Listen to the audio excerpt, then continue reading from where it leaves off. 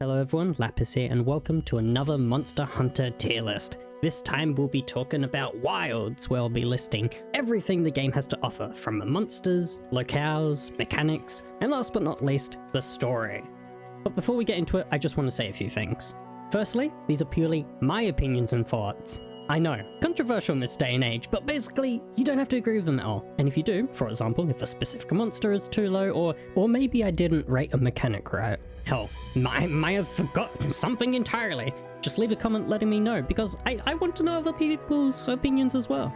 Secondly, I will not be ranking weapons at all for a pretty simple reason, and that is because I don't use every weapon, so the rankings would be pretty pointless since it would just be lance and dual blades at the top with everything else at the bottom. Thirdly, I should probably mention that my history of Monster Hunter consists of World, Iceborne, and Rise Sunbreak for reference, so some returning monsters like Yin-Kaku are completely new to me, but you can also count stories 2 and 3 if you want. And then I should probably go over the rankings, which is pretty simple, going from D to one of the best, since I did this with my Rise tier list as well, with B being our middle ground and one of the best being the best this game has to offer. Though this will only be part of the monster tier list, since the tier list will be separated into monsters and mechanics and whatnot. And lastly is something I actually haven't written on the script here, since I did write the script when I was actively playing, and I've finally gotten around to it. I've been busy, I've been doing stuff I might have forgot. But anyway, the gameplay footage, where you're gonna be shown when I talk about all my thoughts and all that when I was actively playing, is terrible, because I haven't played in like 2 months. I haven't played a game like Monster Hunter in 2 months, so the gameplay footage is absolutely terrible, and I really do apologize for that. But with that all being said, let's get into it, starting with the stars of the show, our monsters.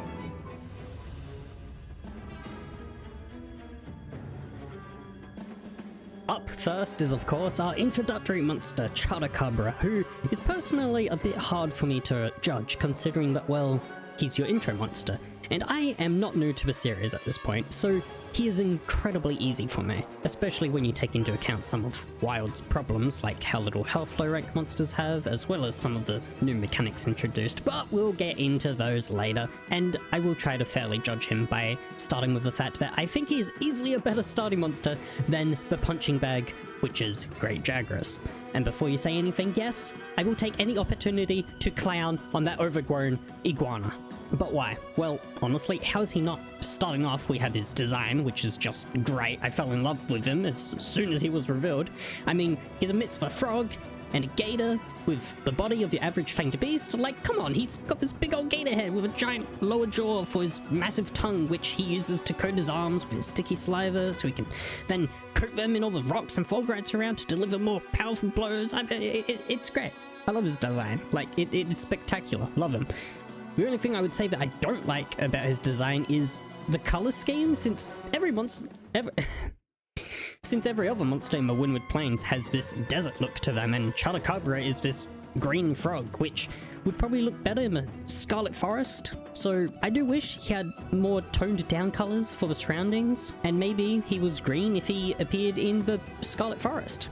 I think that'd be a neat little thing in this game. You have like this open world, monsters appearing in different locations, have different color schemes to blend in or something, I don't know. But Chotacabra's design is honestly fine. This point is kind of pointless. Fight-wise, however, I'd say it's pretty decent.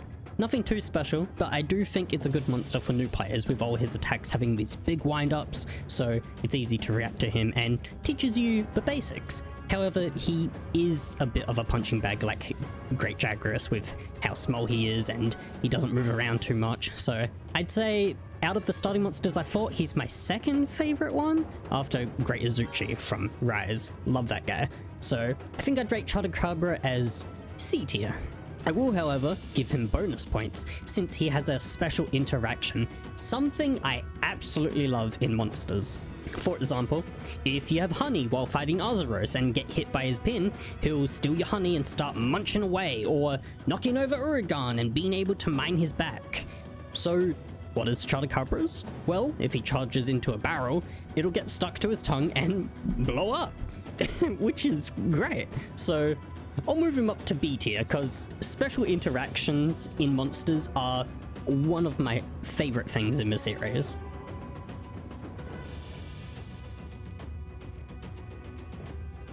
Now our next monster is quite unique in my opinion, and that is Quormatrice, our resident rooster of the Windward Plains. And I say unique because the best way I can describe him is that he feels like a small monster that's just been scaled up. Which isn't a bad thing, by the way, because a lot of small monsters in the series are really neat. Take the new Cranadef, for example, where they turn their heads into a hammer. But anyway, it's something I actually really like about him, since he's also quite the small brute wyvern compared to others. And his design is... it's decent. I like his head and his tail, but the rest of him feels kind of lacking, and I do wish they went a bit more into the rooster design and gave him some feathers or fur, perhaps, I don't know. You know, something similar to Anjanath, but for what it is, it's still really good. My favorite thing about his design, though, is obviously the way he uses fire, where he spreads this flammable substance, which we'll just call chicken fat. I mean, that seems right. And he ignites it by dragging his tail along the ground, which I think is really neat. But it's also the only thing it has going for it, since it's not a fighter to begin with, it's a scavenger. In fact, you can even see it dragging prey around sometimes, which is really cool. And if I am going to be honest, I've actually never seen it in-game for myself, but I've seen, you know, tons of clips of it happening. So as you can imagine, its fat isn't anything too special. In fact, you can even negate most of its fire once you sever its tail. But I do think it's a good step up after Chotacabra, as it teaches you about elements with fire, and the one thing Chotacabra doesn't have being range, since its tail is as big as itself, along with the fire adding even more range. But aside from his tail, he doesn't really have anything else going for him, so I think I'm going to put Quormatrice in C tier for chicken.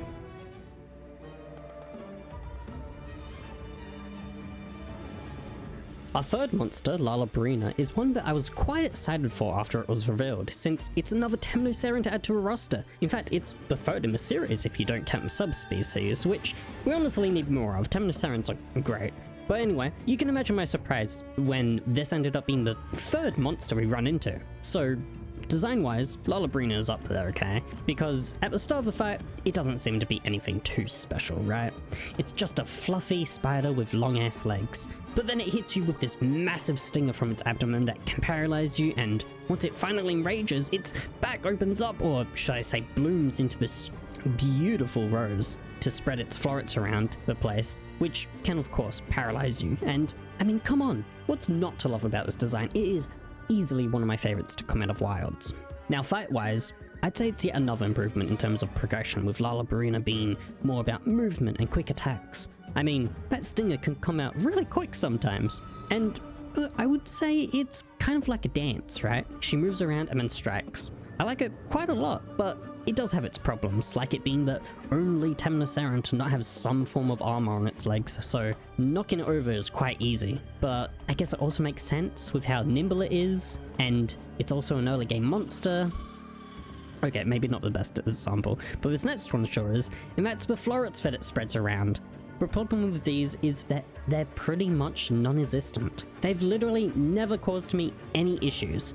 In fact, I hardly even noticed them most of the time, so a supposedly big part of the fight practically doesn't even exist. Also, there's one more problem. For some reason, when it's near death, it doesn't even go back to its nest most of the time and just the area outside of it, which is really strange, especially since it gets new moves in the nest, which you hardly see. Overall, I really do like Lalabrina. I think it's an excellent monster, but it, you know, it just has a few problems. So I'm placing it in A tier.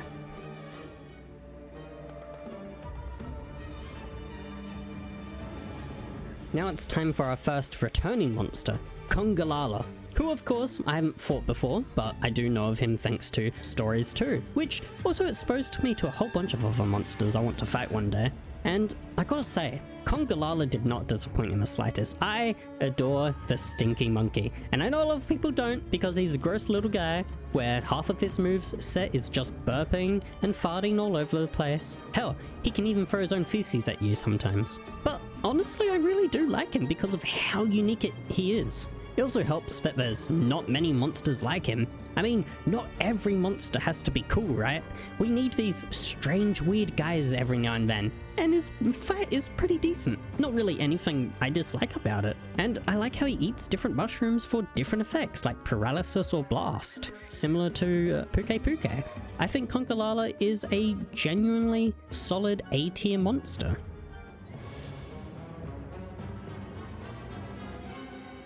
Balahara. Boy, oh boy, is this a weird one. You see, this is a monster I fell in love with after it was revealed because of how alien, I suppose, the design is. I mean, it has eyes like a mollusk, scallop, clam, whatever you want to call it. I don't know.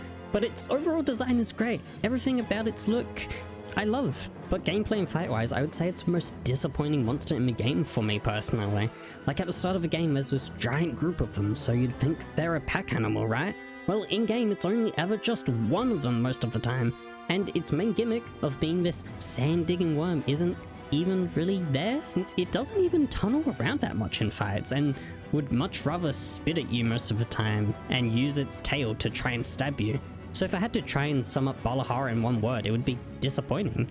It's really such a nothing burger of a fight. So unfortunately, I am gonna have to put Balahara in D tier. I only found it cool like the first couple of times I fought it before I realized, oh, he kind of sucks.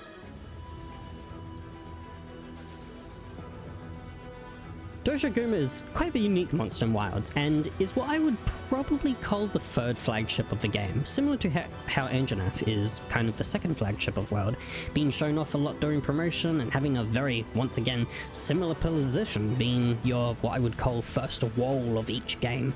Basically the first monster that should give you trouble if you're just brute forcing your way through the game, so not upgrading your equipment, dodging, etc. I actually have friends that got stuck on the devil known as low rank Anjanath, so I would like to think I know what I'm talking about here. Unfortunately, due to a variety of Wild's issues like balancing and new features, Doshaguma isn't that much of a wall and has some problems, to say the least. Like this first one, which I wasn't gonna save for later when we talk about mechanics / features, but it's hardly present, so we may as well talk about it now, and that is the packs. Something which I thought was advertised pretty heavily, where there would be a whole pack of monsters that you would have to try and split up in some way, but that is basically not even a feature, since all it takes is one large dung pod to disperse the whole pack. But it also doesn't matter, since most of the time, there's only ever one Doshaguma anywhere. Honestly, I don't even remember last time I saw a pack of them. So something that was advertised pretty heavily, I would say basically isn't even a feature. Like, how can there be an Alpha Doshaguma without a pack, you know? And yeah, speaking of that, Doshaguma is the only monster in the game that can actually have an alpha variant, which is always a large gold crown and more difficult, to say the least. But because of how easy Wilds is until endgame, Doshaguma is one of the monsters that suffers the most from the low health pool, as he is the showcase monster of one of Wild's main mechanics, wounds, which we'll get into more detail later. But basically, when Doshaguma gets, I'd say within the final quarter of his health, he'll begin to rage and reopen all of his previous wounds. So if you don't do a focus strike, you can basically delete him very quickly since you do extra damage to wounds, which is kind of the point, to be fair. You have to match his aggression, which I do love, but I just wish it lasted longer, you know? Since when he rages, he also combos his moves better and it just becomes a more enjoyable fight, but it doesn't last long. So I at least wish Alpha Doshaguma did just start off with the raging moveset. I should also probably mention this, but its fight is honestly tough. It's one of those monsters that I definitely had to get used to, since he moves around a lot for his size and has very deceptive range with how much he throws his body around. He was actually the one monster I had trouble with most in the beta as well. There's also his design, which is just great. It's basically like a shaggy lion mixed with a bear, and that's awesome. I will say though, when I first saw it, I was a bit iffy because of its face, but it's definitely grown on me since then. So if it wasn't for the pack mechanic and the fight not going on long enough, I genuinely think it would be S tier, but it's still up there, so I'll rate Doshaguma as an A tier monster.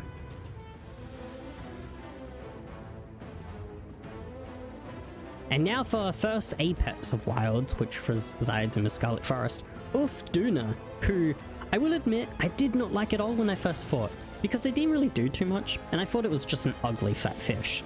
I do blame low rank for this though, since you can't see all its beauty and clemency, and its fight kinda sucks at this point. But that pretty much all turned around for me when we get into high rank, where it starts to really shine. So let's start off with its design, which really grew on me, mainly because of how beautiful it is when you fight it in the plenties, as you can actually see how colorful it is with its scales glistening in the sun. Then you have this big veil it creates to protect itself and add more weight. And, you know, speaking of weight, Duna is not all fat. I repeat, not all fat. Most of its weight is just pure muscle. A good example of something would be sumo wrestlers, right?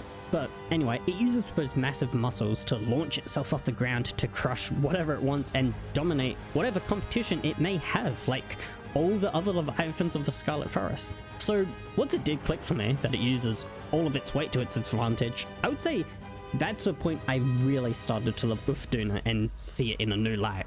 Fight-wise though, it's also great.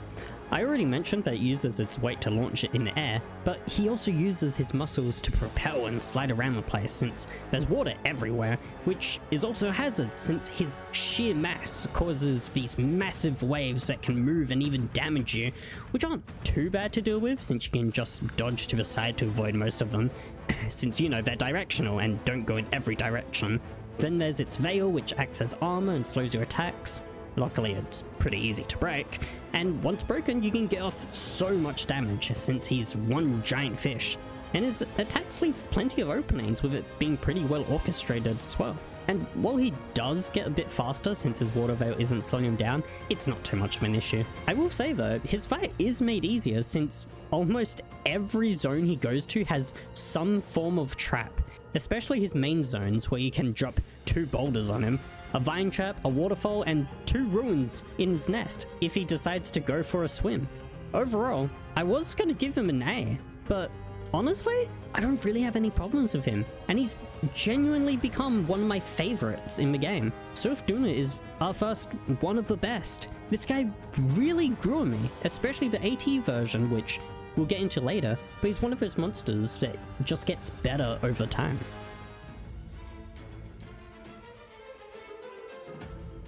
The first monster we encounter in the Oil Well Basin is Rompopolo, a small low-tier brute wyvern and resident punching bag who I absolutely love design-wise. I said earlier with Congalala that we need more of these weird monsters, and Rompopolo fills that role amazingly with how creepy he is. Plus, his color scheme is just so good. He's also based entirely on the concept of gas and poison, more so gas, which he fills these sacs he has along his body with, which he can then inject into the ground with his tail to cause explosions wherever you're standing, somehow, and I don't know how he does that, and around him. Also, while he does have poison, he honestly hardly ever uses it, at least most of the time when I've fought him. He also isn't really a fighter though, and has a similar position to Cormatrice, since he uses his gas to unearth small prey like crabs, ants, or whatever, since, you know, he has a tongue similar to that of an anteater. Its design is just so good. Fight-wise, however, it is the complete opposite. It sucks. He's basically just a punching bag with mechanics that don't get fully realized, like how he does his gas explosions in oil. They create an area you can stand on, but this is ultimately useless because water, oil, and snow in this game doesn't actually even affect you that much. So it's just a pointless feature. Then you have his gas sacs, which you can deflate, and then he gets knocked over. So defeating this guy is a piece of cake since he doesn't move around that much, plus knocking him over is pretty easy. If it wasn't for his design and how much of a neat monster Rompopolo really is, he could have been an easy S tier, but his fight just sucks that much. I'm gonna put him in C tier since, you know, his design does carry him, but also I just want to say I feel so bad for him as well because every other monster in the basin kicks his ass. Get my boy out of there.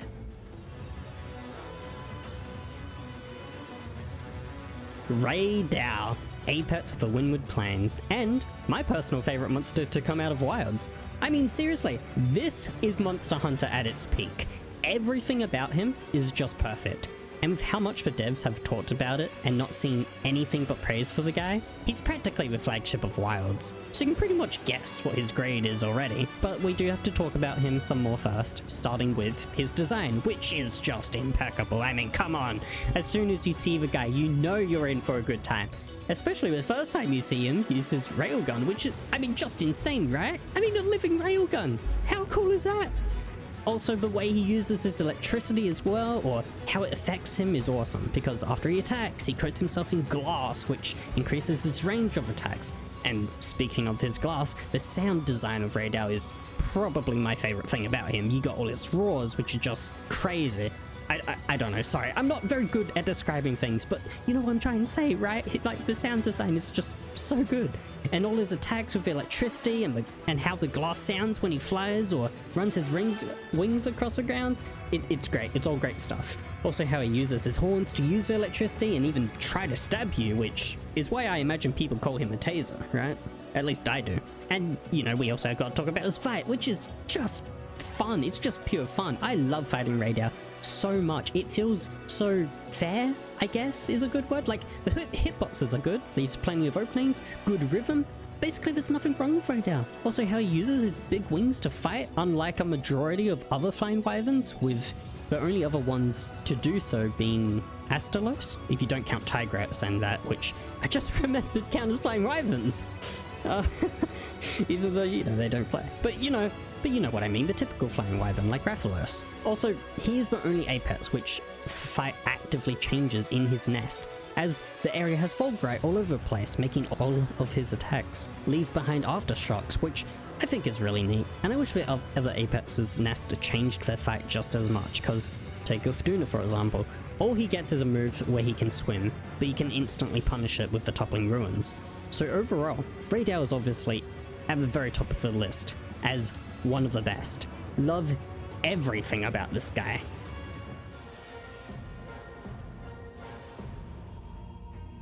Nosilla, the first Temnoceran in the franchise, as well as one of the monsters I've been looking forward to fighting since I haven't gone around to old games yet, and boy, did this gal not disappoint.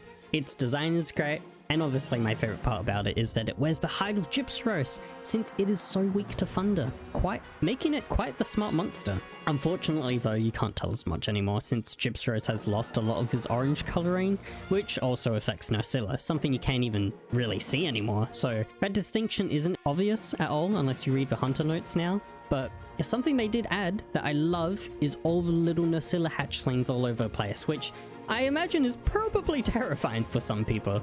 And fight-wise, it's pretty good as well, with it using 3 status ailments, being webbed, where it fires webs around the place to trap you, sleep, that it administers from its abdomen, and finally poison from its retractable pincers, which it normally pulls out if you get webbed or slept. But even if it doesn't pull it out then, they still have a long reach to hit you. It's also really maneuverable, using its web to sling around the place. And if it's in its nest, it can also hang or go under its webs to launch attacks, which is really neat. Overall, Nosilla is amazing. I was pleasantly pleased by it. So she is a solid S tier monster.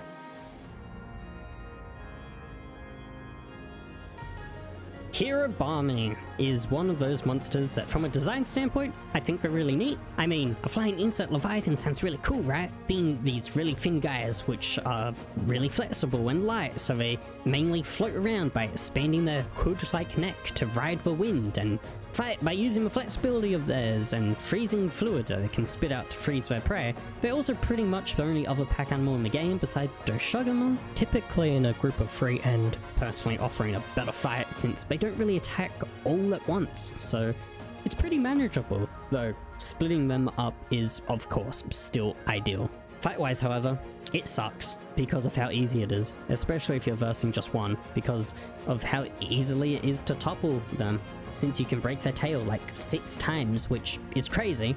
Plus you also have all wounds, which are easy to create, and the sling ammo that it drops, which typically can knock it down out of the air as well. So overall, neat design, but terrible fight. D tier. I put a lot of thought into this guy.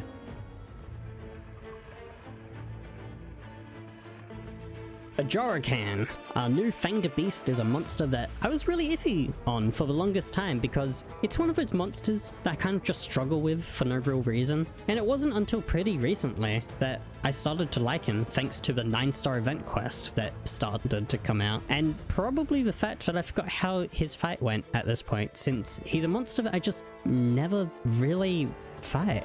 Design-wise, I'd say it's pretty good. His whole thing is basically molten metal, with his skin being akin to something like copper and heating himself up and making any surface melt with how hot he can become and the friction he creates.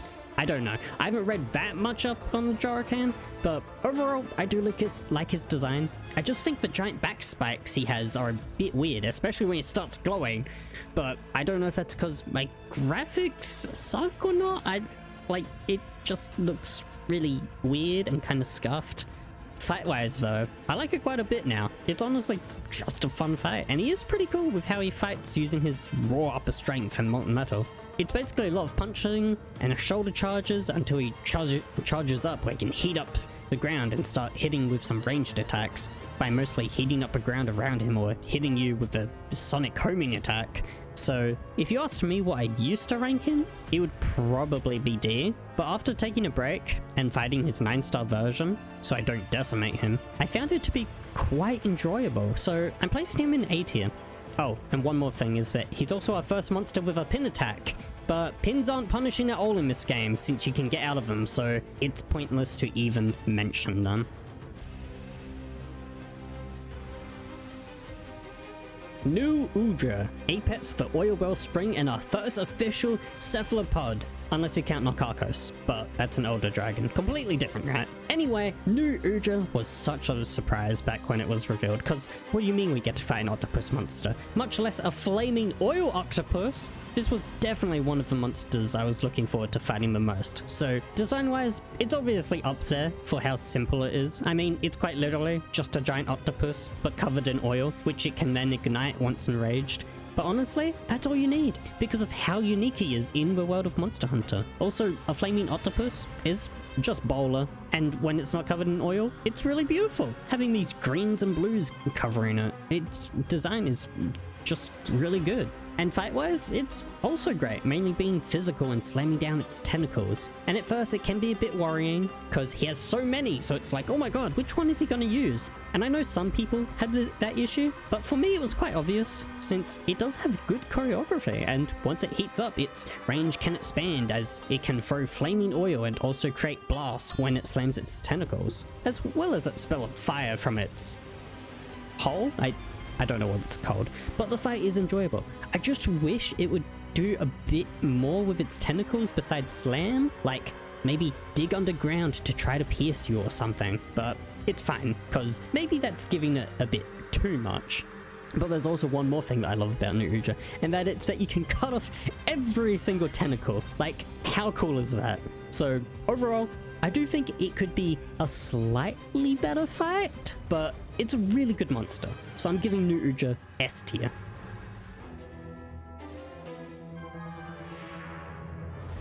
Now, this next monster was quite the surprise, because it is our first Guardian monster, something which wasn't shown in any trailer at all, at least if I remember correctly. And that's a good thing, mind you, because Guardians are such an awesome concept, being these artificial monsters. Also, what a way to show it off with our first Guardian being someone we're all familiar with, Doshogama. Now firstly, the design of G-Dosha is a constant for all Guardians, with them having this white pattern along them with purple veins and bleeding blue blood, while also having some of their original patterns showing that while they are constructs, the original monsters were still used in their creation. But they aren't like robots. They are still creatures with their own instincts, so more like clones, which we can see in their ecology when they're roaming about. But for the most part, they do have a directive being protect Wyveria, so they are aggressive to say the least, and can't leave the place since they are dependent entirely on the wyvern milk to survive, which unfortunately does limit them, meaning we might never see them in the future. Its fight though is also quite different from normal Doshogama, which is great. One of my problems with subspecies and whatnot is how similar some are, like Pink Raphenian World for example, so that fact alone puts it in a positive light. But how does it fight exactly? Well, it mostly relies on its powered up state, which you can tell by its purple patterns, to perform wilk attacks with its powerful forelimbs, but he's still as ferocious as normal Dosha, so he'll still try to chew your head off, which if he does hit you with a bite or spit, he'll inflict defense down, which is pretty neat. And the last thing about him, which I find just a bit creepy, is the slow walk he does sometimes until he gets close to you. It's just kind of unnerving, you know? But all in all, I like him quite a bit, and I think he's a good introduction for Guardians. I do wish, though, he had just a bit more to him, and personally, I like the regular version more, so Guardian Doshugama will be placed in B tier. Oh, and one more thing I forgot to mention is that all Guardians are capable of regenerating wounds naturally, which hardly happens unless they go for a Wilk Pool to charge back up, so whatever.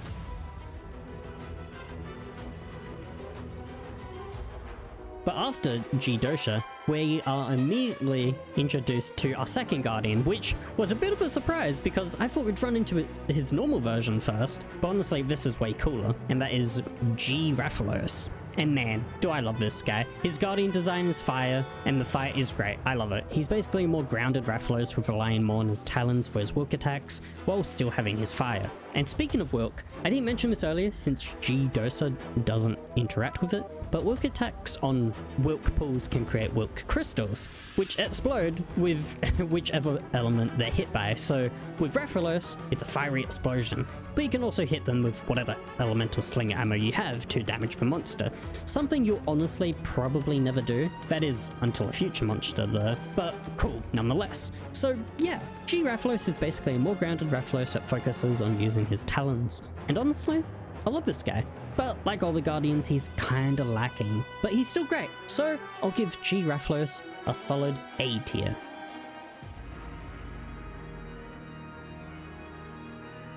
The final of the 4 Apexes is the boy, Jindahad, and my personal second favourite of them design-wise, being this huge leviathan covered head to toe in these bony metallic ridges looking like copper or bronze, which regulate temperature, allowing him to release freezing air. Basically, he's a giant air conditioner, which is awesome. Also, how he freezes his limbs or feet, he freezes the area around his feet to create footholds to climb around place, which is great, even though you don't really see it much at all in the fight itself, besides when he transitions stages. And speaking of which, I'm a bit mixed on this fight, mostly because of it being a bit scripted with the area changes, and the 4th area not really being needed at all in my opinion, since not much changes at all in that area, and it's just a repeat of the 3rd area. I mean, he gets one new move, but I think I've only ever seen him do it once. But his actual fight is quite neat with having to target each of his legs to knock him down, so you can destroy each of his ridge segments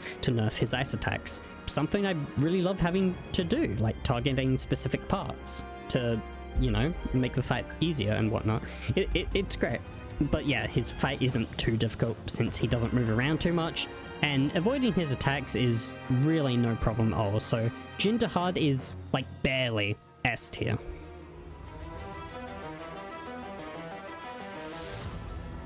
Guardian Ebony Odogaron was one of the monsters I was most happy about fighting for the first time, because Odogaron, well, it was one of the monsters I wanted to return in Wilds the most, since I thought it would fit so well in this game and what they were going for, a really wild monster. I thought Odogaron was perfect, and you know, it really does fit in the game. Its design fits in perfectly with the rest of the cast, but unfortunately, after fighting it a few times, and even more recently, it's just kind of a disappointment and feels like I'm versing regular Odogaron with how vulnerable it is and being constantly knocked over. And if I'm being honest, it kind of feels like they only went with Ebony since its dragon element would interact with the Wilk. It's just not the same Ebony that I love and remember from Iceborne, which was intimidating. So I'm gonna give Guardian Ebony a B tier. I still like him, but I really do wish he was better.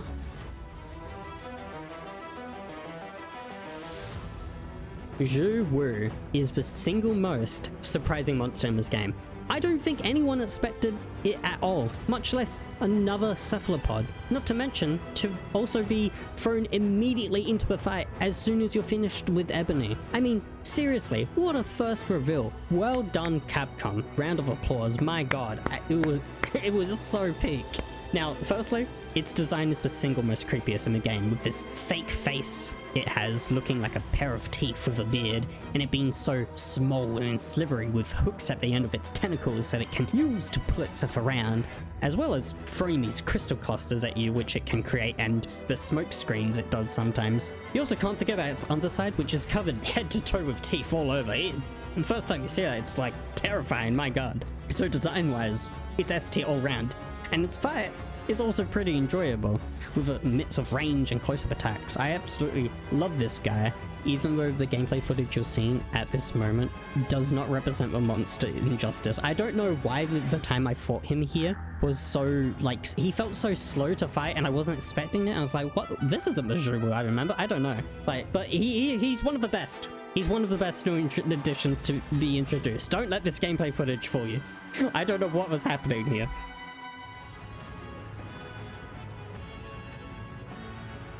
Guardian Arkveld is one of the coolest monsters in the game story-wise, and that's its sole purpose, since you never fight it again. I don't even remember his fight. Yes, I'm writing the script before playing the story again, but for the sole reason of it being a one-time fight, D tier. If we were including the story, it would be one of the best, but it's a monster you only ever fight once, so get it out of here.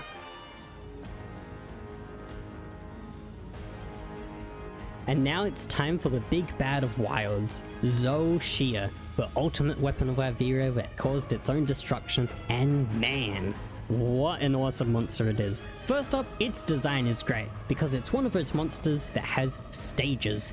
First, it's this monster covered in a shell of wilk, which has grown to kind of resemble flower petals, especially on its wing arms, with the rest of it being like stone. And the whole fight is basically you slowly chipping away at it until it starts to break free, with its head being exposed, growing in size and covered in malformed horns, starting to show just how aggressive this thing really is, until it reaches phase 2 and sets the whole area on fire, while also revealing its giant wing arms, until you get to phase 3, where it loses all its wilk, turns jet black, and starts to rampage. So design-wise, I love this thing.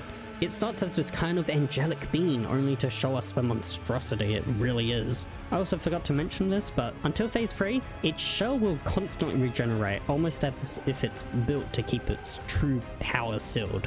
And its fight is honestly really great as well for being a large monster. Like, you don't have to run after it constantly, since it's pretty stationary. You do, however, have to go after the front side of him, though, since his backside is hardened until phase 3, which makes sense, since he doesn't really have any moves for his backside anyway, with him mainly attacking with his wing arms in phase 1, where he infuses the ground with wilk/energy, causing explosions and wilk crystals, which can really help you if you're the one to activate them. Then phase 2 is where he starts to really use fire from his mouth and wing arms, or to using dragon lightning in his third phase. I don't know, man, I love Zoshia so much, and honestly think it's the best big bad that I've fought so far. And for anyone that says, what about Fatalis and all that, I'm talking about the base game. So out of Xeno'jiiva, Shora's Volda, Nawa, and Geismagorm, Zoshia is my favorite from a story design and fight point of view, because this guy is genuinely insane and so cool. Also, I don't think we're done with him yet, because this guy destroyed a whole civilization, but we took it on all by ourselves. To me, it feels like we fought a weak version of him, or something's up. It was also confirmed that when we fight him in high rank, that he just regenerates back, so we still have to figure out something about that, right? But anyway, Zoshia is clearly one of the best and coolest monsters in the franchise. I'm so happy that Guardians are a thing, and I really hope we get more of them, especially if they make Guardian-only monsters. Like, I think that'd be really cool, you know? Having Guardian-only monsters, like there's no other versions of them, just Guardian-only. I thought they got to do it with Arkveld. No.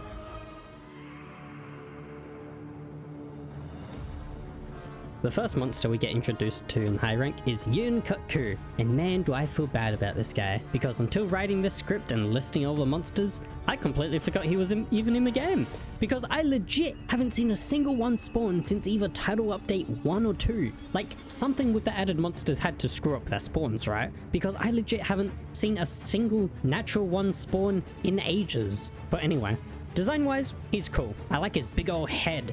But you can tell he's one of those early Monster Hunter designs, right? There's just something about him, and it's not a bad thing. I for one think he looks great. Then there's his fight, which is relatively simple, but he can be a bit surprising the first time you fight it with how fast some of his attacks are, but nowhere near as bad as he used to be, since if I remember correctly, his attacks were pretty much instant in past games from what I've heard. And he's still a little crazy here, but all in all, not too difficult.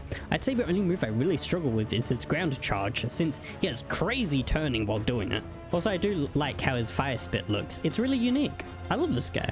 I think it's a pretty good introduction to high rank, so Yinkaku, you can go in A tier. You're a pretty cool guy.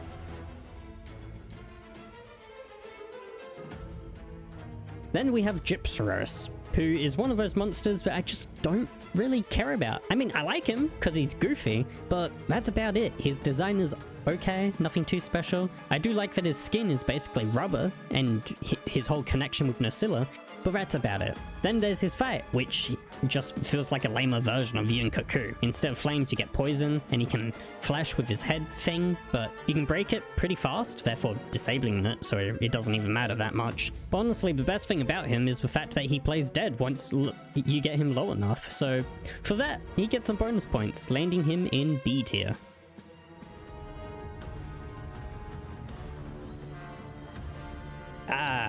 Good old Rathian. If you watched my Sunbreak tier list, then you'll know my thoughts on her and how much I love her, since Rathian in World was the monster that truly taught me how to play the game, and I still think it's one of the best starting monsters there is, so I was a little surprised when it wasn't until high rank that we get to fight her, but at the same time, I don't mind it since low rank was basically, hey guys, look at all our new monsters, which, while neat, does mean we don't get any new ones in high rank, which is a bit of a shame, but we're talking about Rathian right now. And yeah, it's basically the same old Rathian everyone knows and loves, but a bit faster and has pink Raph's tailspin, though I haven't seen her do it in a while, so I'm kind of doubting my memory on this one, as well as having a huge fireball attack, so overall good old Rathian who's a bit faster.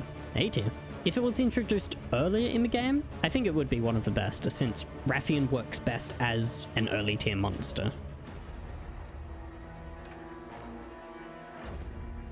And now it's time for the flagship of Monster Hunter, Rathalos. And the best way I can describe Wild's Rathalos is that he feels like a mix of World and Rise, which is honestly fantastic, and I wouldn't have it any other way, because while I do like World Rathalos, Rise's version is just superior in my opinion, so having a mix of them is a great middle ground. And I honestly don't really have any problems with him, except one. And that is something new Wild's added to Flying Wyverns, which is the stagger, which happens if you hit them while they're in the air, and if you keep hitting them in a state, they'll fall to the ground. I will admit that it is cool, but it does make the fight much more simpler with how consistently you can do it. Plus, something I love about Rathalos in World and Rise is that it really makes you target the wings to disable it flying as much. But in Wilds, that's basically not a priority, so honestly, the whole stagger thing just kind of sucks. But aside from that, it's still a really cool fight, especially with the Rise moves it gets, so Rathalos is up there in S tier. If it wasn't for the whole stagger thing, I think it would be one of the best.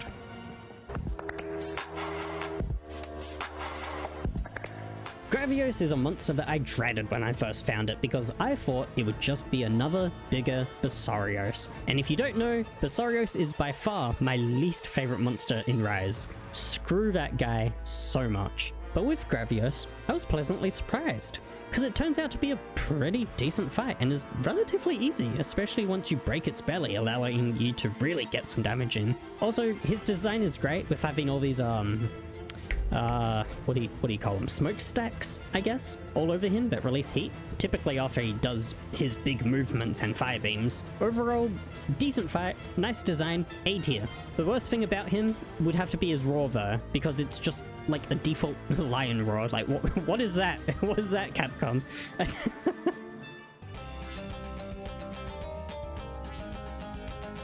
Blangonga is yet another monster that I thought I wouldn't like upon first meeting, but honestly, I like him quite a bit. Well, maybe not design-wise, but fight-wise, I really like him with how he combos his moves. For example, if you're behind him after he does his charge punch, he'll most likely do a kick backwards, and then, you know, the way he can call in other Blangas to help him in the fight, even though they don't do much. And he can even dig when you're fighting him in his nest, which is neat. Overall, I actually really do like Blangonga, and I think he's honestly a really solid monster. A tier.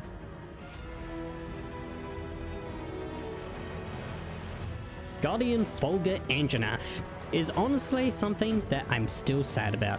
It was the one single monster that had spoiled for me, literally the day before I fought it. And keep in mind, this was like 4 days after release, since I was taking my time with the game. But that's not the worst part about it, because it was actually by someone who said not to spoil anything. And I won't say who, because I don't want to spread hate, and there's always that one guy that has to ruin everything. But screw that one Twitter account. It was literally the first thing I saw after not checking any social media in like 4 days. It was so awful. I remember just being so sad about it. But honestly, I don't care for Guardian Folger that much, with it being in the same position as Ebony, where the original version in Iceborne is just better. Well, these are more meant to focus on their shiny new mechanic, being Wilk. But I'll actually give credit where credit is due, since Folger is the one Guardian that utilizes it the most, summoning it with most of its attacks, and then exploding it with its wide range thunder attacks. Other than that though, I honestly don't care for it that much.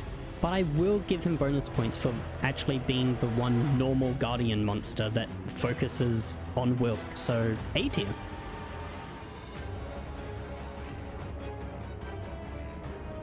Gore Magala is an interesting monster for me, because I actually didn't like it in Wilds at first, with how different he feels in this compared to Sunbreak, since he does so much more damage now, feels faster, and it sucks to fight in the small areas that Ice Shard Cliffs has. But the number one main reason is that I've mostly fought him in co-op, and for some God knows reason, Gore in co-op / multiplayer just never stops moving around for some reason. It's genuinely awful. Like, I'm constantly running back and forth after him. So for the longest time, I didn't like the Wilds version. But then I started with Tierlist, so I had to fight every monster solo. And I kid you not, I was genuinely surprised by how much I enjoyed his fight.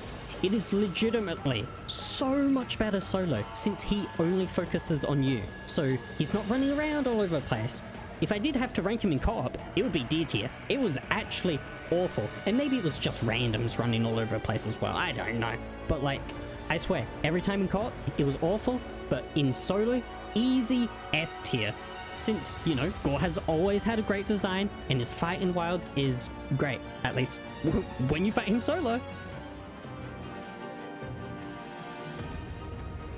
Now it's time for our flagship of Wilds, Arkveld, and he is simply amazing, and my personal second favorite flagship so far behind Malzeno. First up, his design is fantastic, and if I had to describe him, I would say Arkveld is a war beast, with how armored his scales make him look, his tusks, not to mention the chains and how he uses them. Basically, this guy looks unnatural, and that he was bred for war, right? Like, as soon as I saw him, that's immediately what I thought of, a war beast. At least that's what I think. And his fight is just mwah, chef's kiss. It's easily one of my favorites with how well it flows, how many openings it has to exploit, but mostly it's just a really fun fight. I see nothing wrong with this guy at all. Well, there's one thing, and that it feels like they couldn't decide whether they wanted this guy to fly or not, because he walks between zones so often and doesn't fly in combat at all. So whenever I do see him fly, it just looks really odd. I really wish he just didn't fly at all and his chains weighed him down. Besides that, it's fantastic. Also, how he wins every single fight with other monsters is great, because from what I gathered, it's an extinct monster, back from the dead, so nothing actually knows how to deal with it. So, I mean, that just makes sense to me that it, you know, just wins basically every fight. You know, all in all, I really do love Arkveld. I think he's a fantastic addition, and easily one of the best monsters this game has to offer. They did absolutely amazing on this guy.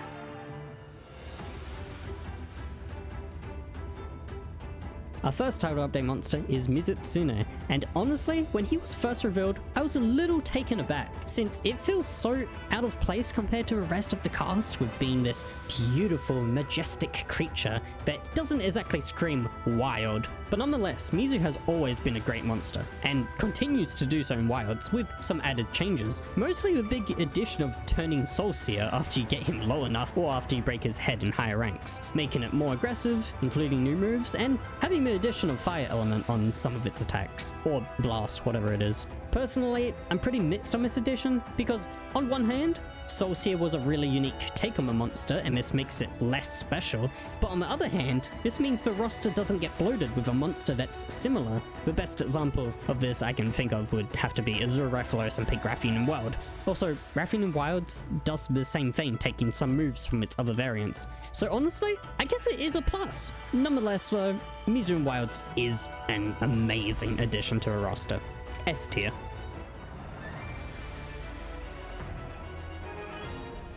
Lagiacrus is the monster that I have been most single-handedly excited about eventually fighting, because ever since I first played World, Lagiacrus has been a name that I've heard repeatedly over the years, from fans waiting for its return, and personally seeing him myself in various videos like the World prototype that was shown off ages ago now. So you can bet my excitement for him to eventually return grew exponentially, and when he was finally revealed, I was a happy guy to say the least. And man, did he not disappoint. Firstly, its fight is just spectacular. I mean, he is the Leviathan monster, right? Unless you count Gobble. But something I've always wanted since playing Base World is a crocodile-based monster. And Lagiacrus is basically that, a giant electrical croc. What's not to love?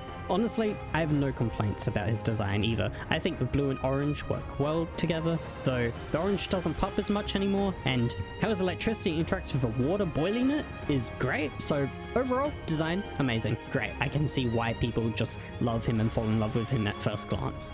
But fight-wise, it's one of my favorites in the game. Fighting him is always a great time. There's pretty much nothing wrong with his fight. He uses pretty much everything at his disposal and is way more maneuverable slash flexible than you would initially think.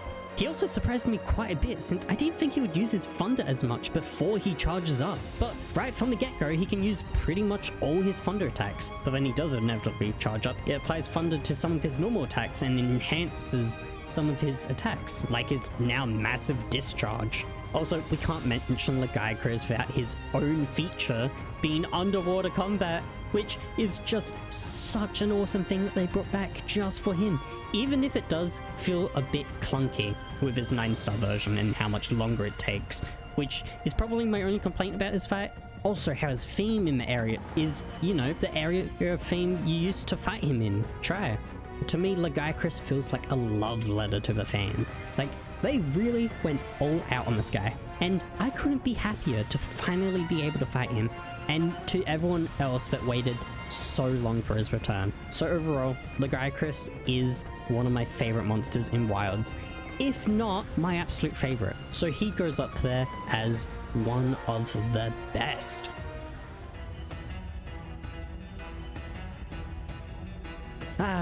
Seregios, or as he's most commonly known as, Steve, is a goddamn demon in this game. Like, holy shit, this guy's actually batshit insane in Wilds. They basically just gave him cocaine, because this guy does not stop moving and is straight up out for your blood. He scares me.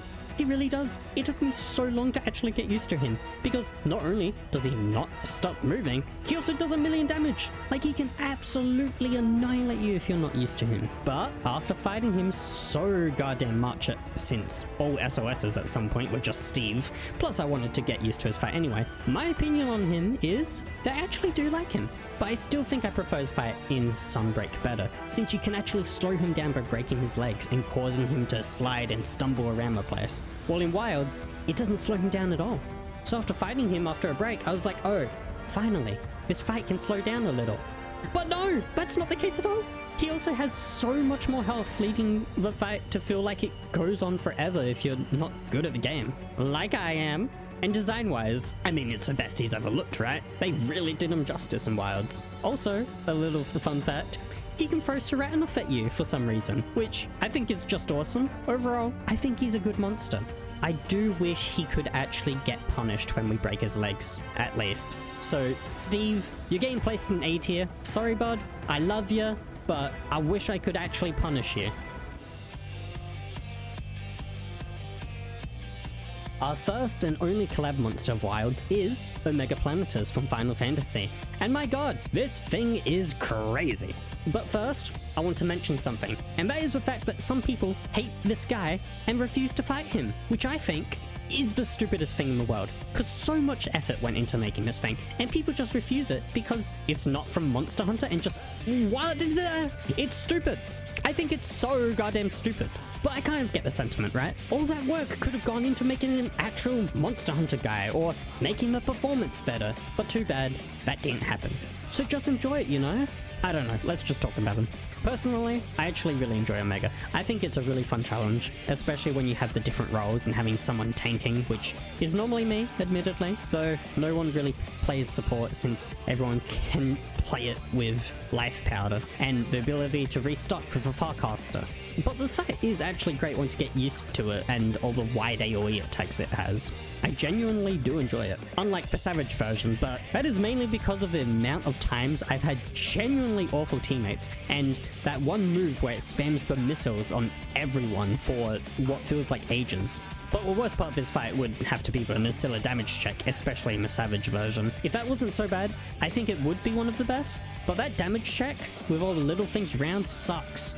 I don't know. Maybe I just need to do it with, like, actual competent people instead of just the fools in SOS. But I think it genuinely deserves S tier, and it's easily the best collab monster out of the ones I've fought.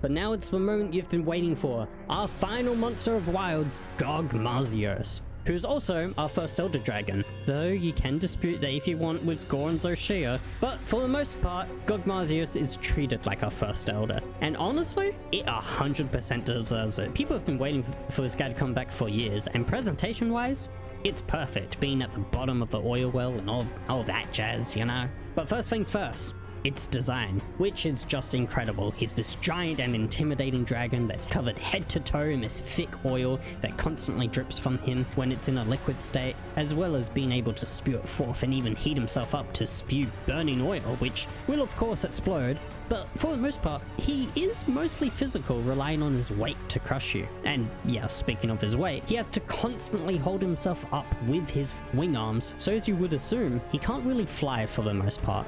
But things don't stop there. You see, because of his oily nature and hunger for gunpowder, anything he comes into contact with tends to stick to him. And since he's been in Wyveria for who knows how long, he has picked up a couple of things, including the big-ass railgun on his back, which, as you can imagine, is gonna come in handy. So let's talk about his fight now. Also, a little side thing I noticed is that when I first saw his head, I immediately thought of Baroth, since they do look kind of similar with the giant foreheads, tiny lower jaw. I just thought that was neat. Anyway, Gog's fight is split into multiple phases, but unlike Jinterhard, for example, it changes dramatically between the three. So let's start with phase 1, which relies on softening his oil, aka making it turn into a liquid state with your fire weapons, so you can deal damage with dragon weapons, which means you're mainly going to be targeting his wing arms, since they're holding up all his weight to knock him down. In fact, that's basically most of the fight. But also because nowhere else is weak except his head, which admittedly you can still hit quite a bit. Still, you're better off hitting his wing arms for the most part. Also, it doesn't even feel worth switching to your dragon weapon until the third phase, since his oil can just harden back up anyway. Also, don't know how I forgot to mention this, but this hunt features not 4, but 8 hunters, which is great. Even though 4 of them are support hunters, it's still great. It makes this feel like a much bigger hunt. Though, you don't all fight together in phase 1, since the support hunters are on the ledge providing support. Then we have phase 2, which is more akin to your traditional siege hunt, with relying on this big weapon, which, as you know, is a railgun attached to Gogmazios himself. So this whole phase is focused on breaking his wing arms to knock him over and break his back twice to free the railgun, which means our main focus shifts to charging it by connecting the Wormway Nexus tendrils to the gun, which takes like a minute at most, while others try and distract Gog.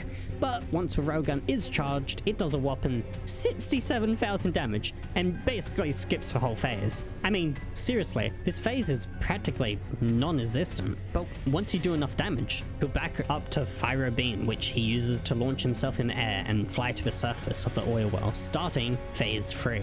And this phase is just weird, to say the least, because it mainly focuses on using the sling ammo it drops, which I actually haven't mentioned till now, because there wasn't really a point. But towards the end of phase 1, our new support hunter Nadia, the ace gunner, will shoot Gogmazios, revealing this sling ammo, which you can use that acts as a mini railgun, and there isn't too much of a point using it till Act 3, since Gogmazios has now taken flight. And to bring him down, you have to aim for his wing arms once again. It's practically all you do in the fight. But yeah, that's all to stagger him so you can attack his wing arms for real and bring him crashing down. This is also where it's worth switching to your dragon weapons, since he is no longer covered in as much oil and you have to do as much damage as you can to seal his power, aka pass the damage check, which is honestly relatively simple with how large he is.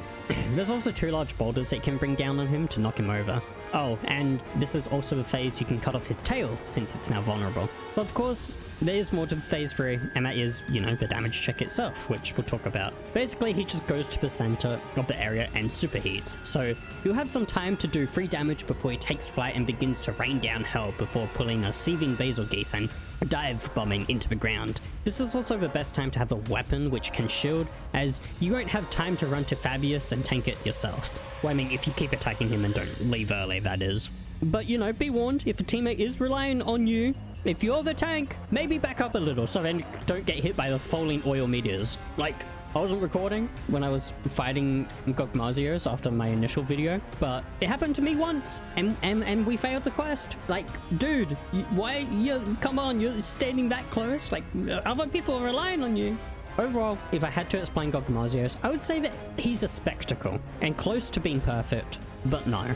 He's not, since he does have a few issues. For example, the amount of notifications on the right side of the screen during this fight is one of the worst things I've ever seen. It is bad. Like, seriously. There's always, and I mean always, a message or tutorial no matter how many times you fight him, as well as all the support hunters constantly saying that line. Though the 10-star version of him, where the extra support hunters aren't there, so it's only, you know, 4 players or you and 3 support hunters, it does make this a bit more tolerable, but at the same time the fight isn't that much different besides making phase 2 longer. But anyway, you have all the UI, which is a pain, but you also have the other problems, like before you fight it for the first time and being told like 10 times to bring fire and dragon weapons, only for it to really matter during 3rd phase. And speaking of the phases, phase 2 is practically non-existent with how fast it can go with the railgun, which is named the Elder Breaker, baller name by the way. But yeah, phase 2 is basically just instant. Of course, in the 10-star version, it's not instant, but then you really see how bad phase 2 is, since it only has like 3 attacks and it just feels like a drag. Like, it's like, oh, I get why they ended phase 2 so early. So, I mean, this complaint now isn't that great, but back then, like, phase 2 just felt like it ended too quickly. But now with the 10-star version, it's like, oh my god, this is so drawn out and this phase sucks. So, I don't know how you would improve it, honestly. Like, I think he needs something? I don't know. Yeah, then you have phase 3, which is just weird with the sling ammo. And while you do get used to it, it's still just weird. Hell, phase 3 in general is just a bit weird. And I wish it was more of a siege type battle at the end with maybe some actual tools instead of the boulders, like maybe a one-time binder or something, you know? Also, back to railgun, which is such a cool moment, but it really doesn't hit as hard since it's in phase 2. And has the same knockdown animation as normal in that phase. But I also get it because it's like an oh my god, it's still alive moment. Especially with the chanting, because another elder like Teostra probably couldn't have tanked it. But still, this moment, while really cool, and is every time, I can't help but think it could have been way better. I don't know. Maybe the problem is just phase 3. But I love the set piece of phase 3. Like being above the oil well. I don't know. I honestly don't know how this could have been better, but the fight does irk me because it's so close to being peak, but with how scripted it feels and phase 2 not really being a thing, and, you know, then feeling drawn out in the 10-star version. I don't know, but I'm gonna place Gogmazios in S tier, which is a shame because I feel like he was so close to being perfect, but I don't know, phase 2 is just weird, and then phase 3 is weird. I don't know. So, yeah, S tier. I'm sorry, Gog. You're so close being one of the best. You're really cool. I love you so much, but I think you could have been better. Overall, I'd say I'm pretty happy with my monster tier list. If I did this at a later date, I might move some things around. But I still enjoy a lot of the monsters I ranked low. And I do think they could be way better. Like Rumpopolo, for example. I love him dearly, but you can bully the hell out of him. And so can everything else that inhabits at Oilwell. And the Guardians, while really cool, are kind of lackluster to say the least. But with all that being said, I really do enjoy Lava Monsters. I think The roster for Wilds is incredible. I can't wait to see what we get in the inevitable expansion. Though if I did have to make any changes to a tier list, I would probably put Seregios in S tier and Jin down to A. But with all that being said, let's move on to the stuff that people probably don't care about as much, being all the other stuff the game has to offer.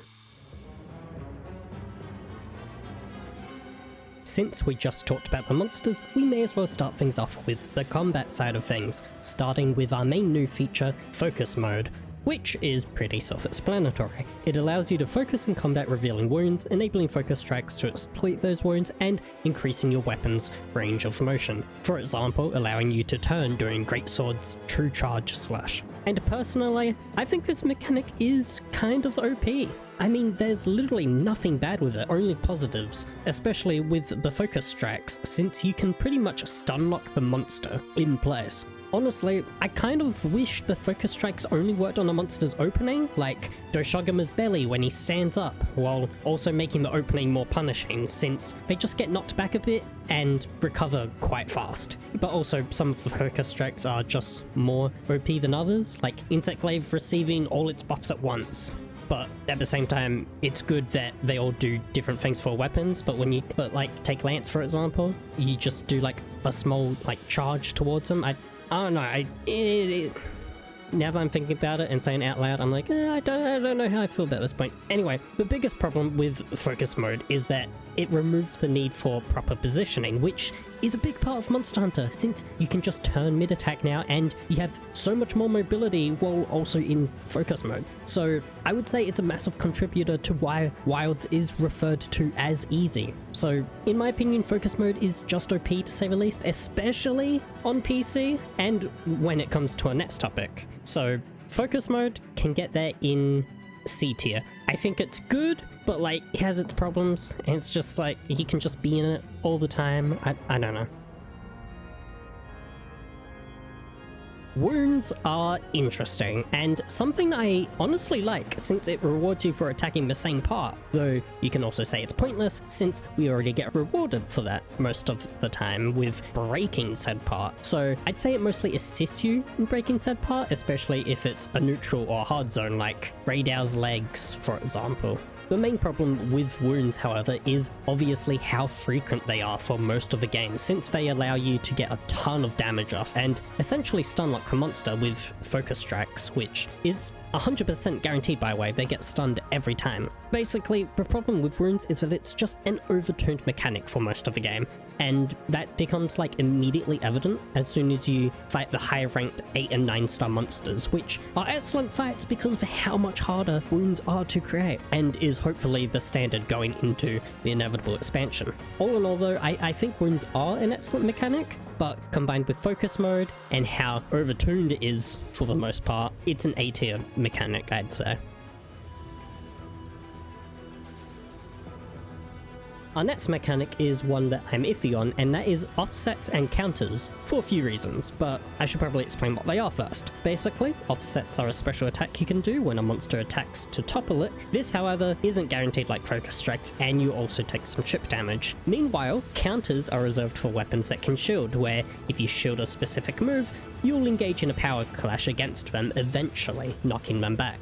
And on paper, this all sounds really cool, and it definitely is, don't get me wrong, but it does have its issues, like how not every weapon can offset. And okay, sure, some of the weapons can counter, but there's also weapons that don't have this feature at all, like the bow, light bowgun, longsword, and dual blades. So 10 out of 14 weapons have this feature, and there's also the fact that counters are just nowhere near as good as offsets, for a few reasons. One is that not every monster can engage in a power clash, with only being a mere 10 available out of the 34 monsters we have, and two being that without a team to hit the monster while power clashing, it ends up not really doing any damage, plus said monster that you clash with recovers pretty quickly afterwards. So while offsets / counters are a really amazing mechanic, they could definitely be improved by giving the rest of the weapons something and making every monster have a power clash. But I do like this mechanic, so A tier.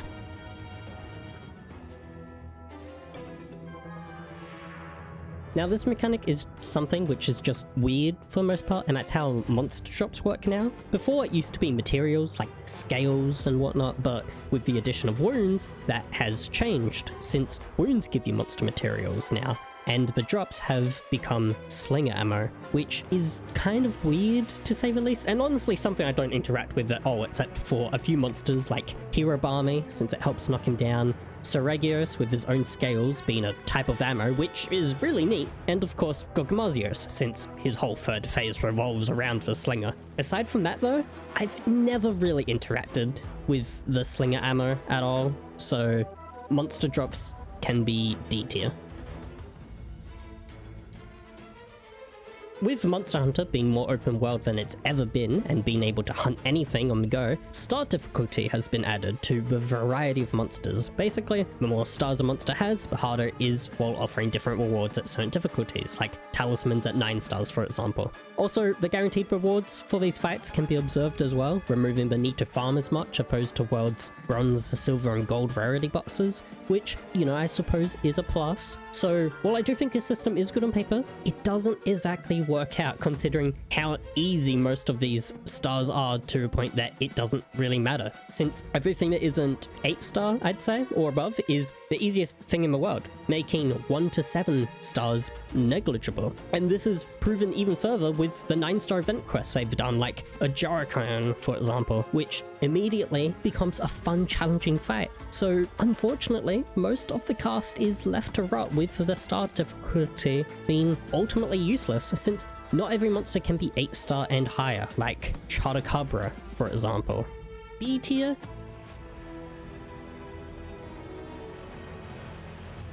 Tempered monsters in Wild are far superior than the ones introduced in World, as they now have an actual purpose besides being harder versions, which they still are thankfully, but they now offer a new material, being Arshan parts, which we use to make Arshan weapons. Unfortunately though, only the highest tier of these parts are worth crafting into weapons, so once again most of the cast is left to rot. But that isn't the only thing Tempereds offer now, as their fight actually changes as well, with them now having these silver scars across them, which we can attack for more damage, and open tempered wounds, which guarantee a knockdown. So as you can imagine, it only works well on endgame content, as it further boosts the stun locking we talked about earlier on the lower tiers.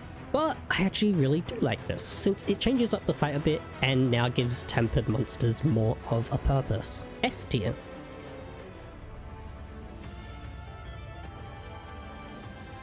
And with the return of Tempereds, we of course also get the Arc-Tempereds for our lovely Apexes. And this time around, I would say they are far more enjoyable fights than whatever World had, as these ones are actually fun and interesting by changing up their fights in what feels like natural ways to their already great fights, therefore making me actually excited for their rivals, unlike World, to see how they improved them. For example, Raydown now leaves aftershocks after almost all his attacks and receives a new move to launch into the air. Ulfduna's waves become deadlier in every sense, making them actually threatening, as well as his new combos. New Udra's fight improves in pretty much every aspect, with new combos becoming one of my favorite fights in the game. Jindahad moves around a lot more and becomes my least favorite AT, as I'm constantly chasing after him. And finally, Arkfeld becomes straight up insane with his new moves, combos, and of course his third theme in the game, signifying the last major addition for the base game, being our flagship and all. So yeah, all in all, the Arc-Tempereds of Wild get up there as one of the best. They are really amazing and truly challenging. Like, they are so fun.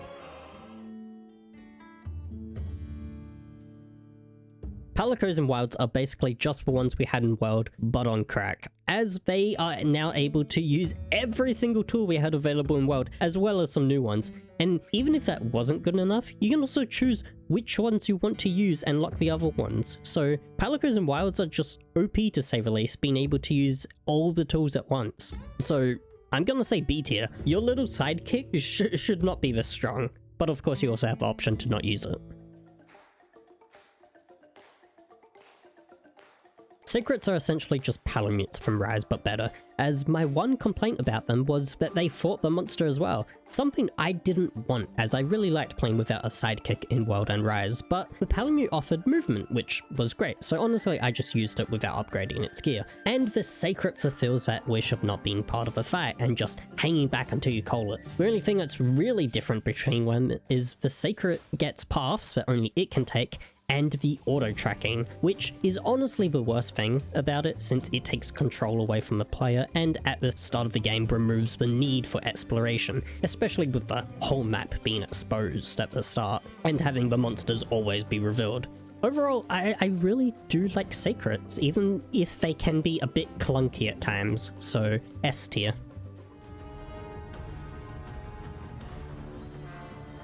My thoughts on support hunters is practically the exact same as what I had with Rise, since hunting with these established characters makes the world feel more alive and that we aren't the sole hunter around. Plus, they can help a ton if you can't hunt online for whatever reason, so support hunters are obviously one of the best.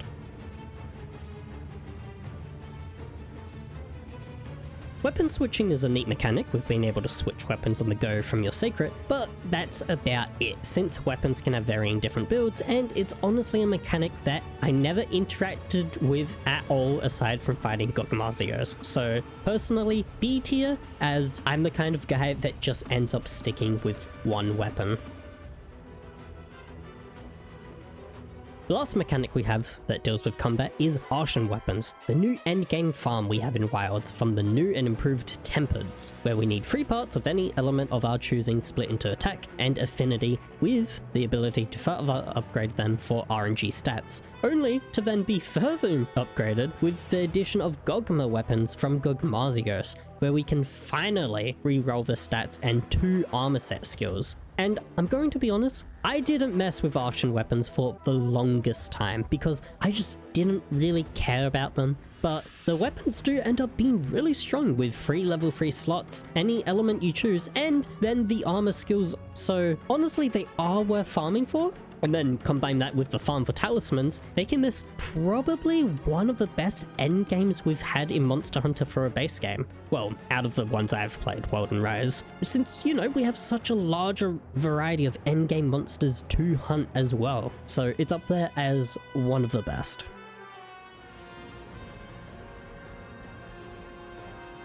Now that we're finally done with the combat side of things, we can start talking about some other stuff like the locales Wilds has to offer. But before we can talk about them, we have to talk about the big new feature with them being the newly added seasons/weather, which are split into 3 states. First, we have the fallow, where the land is essentially in a dry, gloomy state with minimal resources, making most monsters go into hiding. Secondly, we have the inclemency, where the locale undergoes a harsh change in weather, like the sand tide, while luring out the apex of the area. And finally, the plenty, where the land benefits from the inclemency and essentially resets, bringing new life and vigor to everything around. Then it just cycles between them in that order. And personally, I really like the seasons, as it mixes up the landscape and changes the current inhabitants. It's a really awesome feature, but it does have some problems. For example, the weather changes not really affecting the player at all. I mean, the first time I saw the inclemency, I thought it would pose a massive danger to us as well, like the water level rising in the Scarlet Forest would really hamper our movement, or the lightning in the sand tide would be a real hazard. But no, it doesn't really affect you at all, which kind of sucks. All it really does is lure out the apex. And I do see the argument that it honestly would be annoying more than anything since people hated Kushala's wind, for example. But I really do wish there was some inconvenience because the changes that exist are negligible. Lightning doesn't do noteworthy damage, not that it hits anywhere. The water level doesn't rise enough and it doesn't hamper movement that much, if at all. The oil well just makes the cool areas hot, and Ice Shard Cliffs becomes colder. The last 2 are especially useless since you can just fully negate them with Cooler Hot Drink. And Wyveria is there as well, which just makes more Guardians appear or something? I have no idea. The other problem I have is one that some of you might hate me for, but 2 of the 3 states make the game really washed out and grey, which sucks because of how vibrant the game can be in the plenty. And I get it, trust me, I do. The game is literally meant to look all gloomy during the fallow, but this also ends up being the case in the inclemency as well. So 2/3 of the game is just really washed out, which I think is a real shame. But honestly, it doesn't bother me that much, and it's only when I really think about it. I do, however, think the weather system could be a little better in general and affect the player more, but it's still a really good feature. I think it's really cool, so S tier.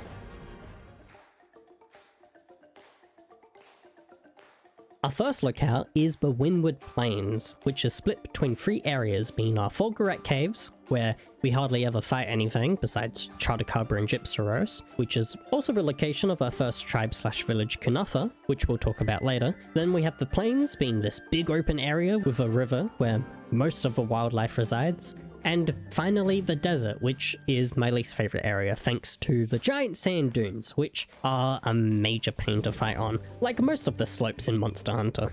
And honestly, I don't really have too many thoughts about this area. It's just a good, decent locale. My only problem with the area is the giant sand dunes, and aside from the sand tide, I don't find it all that spectacular, so A tier. Also, just like my Rise tier list, I'll also name my favorite and least favorite areas and locales. So, favorites would have to be Area 5, 8, and 17, with my least favorite being 13.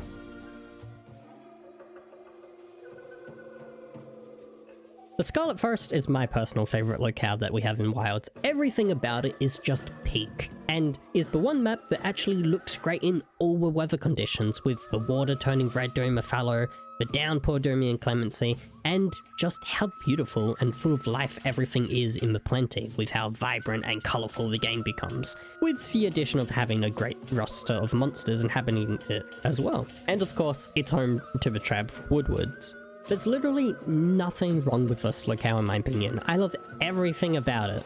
Yes, if you couldn't tell, I'm a big sucker for rainforests, so this is an instant one of the best in my opinion, and will probably be the one map I remember from Wilds. Favorite areas would be 2, 11, 12, 15, and 17 being my absolute favorite, with my least desired areas being 14, because I have never fought a single thing here, 3, because Lalabarina goes there instead of its nest most of the time, and 8, because I also don't even fight anything there, even though it's a cool area, aside from Kongalala, since its nest is right by.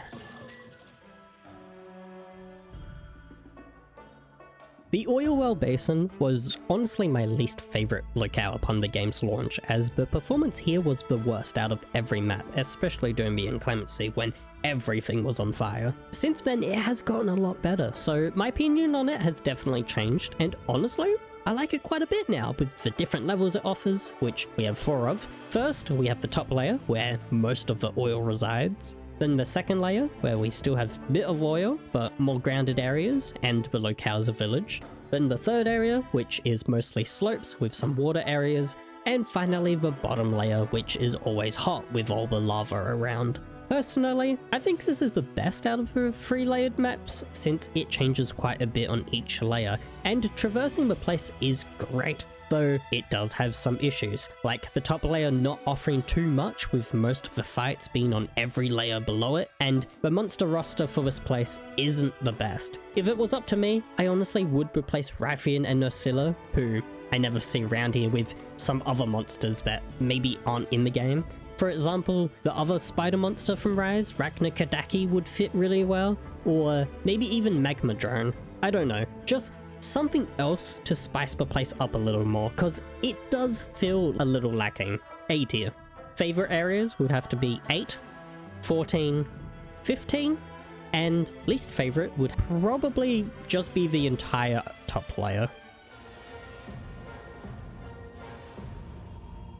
The Ice Shard Cliffs is our snowy map of Wilds, which is also a mix of caves with weird gravity stuff going on, while also having our first look at the ruins of Ryveria, which is really cool as we can see that they use monster parts to make their buildings. This locale would have to be my least favorite out of all of them because of how small a majority of the areas are, which is honestly fine for most of the monsters here since they're on the small side, except 2 being Arkveld and Gore. But yeah, I just don't really care for this locale at all. My favorite area is 16, because fighting up there is just peak. And my least favorite is probably Blangonga's Nest, since it's basically one big slope. Where Ruins is a neat map, but overall not my favorite, as navigating before you start a hunt here is literally the worst thing ever, since the whole map is just a vertical tube, so telling what layer the monster you're hunting is on is actually hell. Other than that though, I don't think too much about the area. I think it's neat, but also just really grey most of the time. B tier. Favorite areas would have to be 2, 13, 15, and least favorite would be 11. Suja is a small area which is only really relevant for the story and to craft charms, a D tier. But it gets some extra points because it has Poogie in it, C tier. Now, I don't have too much to say about the arena in Wilds, as it's just your average arena, but I do however think it's the best one yet, as it's just the right size, being smaller than Wilds but bigger than Rise's, which was my main issue with Rise's arena. Plus, being able to actually go over the gate now with the Sacred is a great addition, so Wilds arena is one of the best. And while we're talking about the arena, I may as well mention the arena quests, which are quite different this time around. Or, well, not different per se, they just added more stuff around it, like free challenges, time rankings, and limited rewards. But let me just start by saying that this is the first Monster Hunter where I have actually bothered with arena quests, which really sucks, as there's only 4 permanent quests, which is also where my main problem with the limited rewards comes into play, as these are the reason that most of the arena quests are limited with no signs of returning, unlike normal arena quests. As of recording this though, they have brought back the Doshagama arena quest, but I don't know if it is going to remain permanent. But yeah, I mean, seriously, I actually ended up liking arena quests so much this time around, and I wouldn't even care if I don't get the limited charm if it meant they would become permanent. At least personally. I know a lot of people would want those rewards. Also, the time rankings were a cool idea at first, being able to see everyone's ranks, but that quickly, and I mean quickly, turned sour because it's just full of cheaters that have killed said monster in like 2 seconds. Also, the free challenges are just for the Arc-Tempered and their little charms. So overall, arena quests are really disappointing with how little there are permanently, so A tier. I still really like them, but come on. I wish that the limited ones became permanent even if we didn't get rewards from them, or they added new permanent ones. Wild's Gathering Hub is pretty great because of how close together everything is, with the added bonus of having the Diva sing to us every now and then, with a variety of songs thanks to the title updates. However, my favorite Gathering Hub is still Iceborne's, so Wild's Gathering Hub is S tier.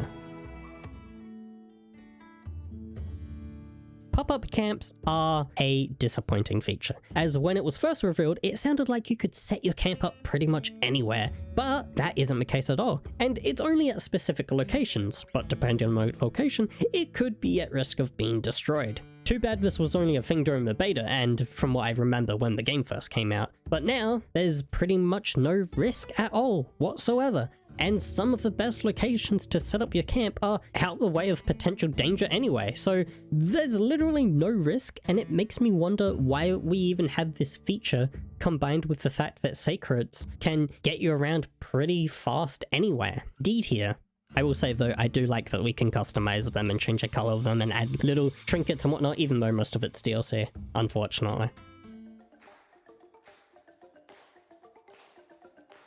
Gathering in Wilds is probably the best it's ever been in the series from an attention standpoint, with how much detail went into gathering by grabbing individual gems, for example, or grabbing a beetle, which you don't just shove in your pocket, but also because of how much more there is to gather, like all the rare plants, and that's because they introduced trading for local villagers to get new ingredients for cooking and other items. Unfortunately though, the trading system is something that becomes kind of obsolete later on. I mean, I honestly don't remember last time I actually traded anything, which is a little unfortunate, because I think it's honestly a really cool system. So, S tier.